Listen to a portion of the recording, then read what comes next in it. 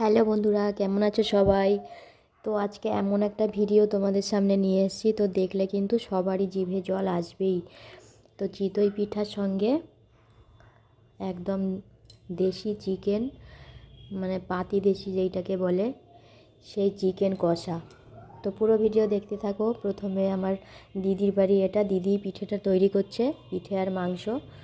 আমি এসছি বলে তো এ কিন্তু মিক্সিতেই চালটা গুঁড়ো করে নিচ্ছে, চালের গুঁড়োটা মিক্সিতে গুঁড়ো করে নিয়ে দেখো চালুনি দিয়ে, আটা চালা যে চালুনি হয় তাতে করে চেলে নিচ্ছে।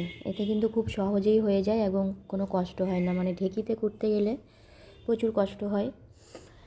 তো এটা কিন্তু অন্য সিস্টেমে বানানো। আগে যেমন দেখতাম মা কাকিমাদের তৈরি করতে, যে উষ্ণ গরম জলের মধ্যে গুঁড়োটাকে গুলে নিয়ে তারপর পিঠেটাকে তৈরি করা। তো এটা কিন্তু পুরো আলাদা সিস্টেম, এভাবে পিঠেটা আরও বেশি ভালো হয়, তো যার জন্য এইভাবে করা।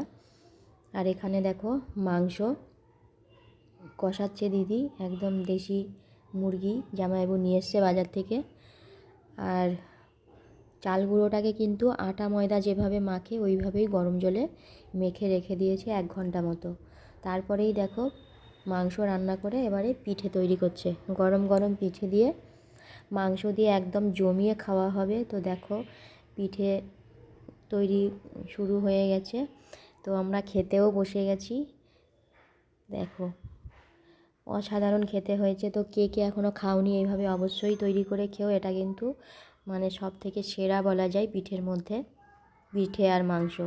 এই চিতই পিঠেটাকে অনেকে কিন্তু অন্য নামেও বলে থাকে। আর দেখো ভেতরটা কত সুন্দর, একদম জাল জাল মতো হয়েছে, মানে এতটা সফট হয়েছে কি বলবো।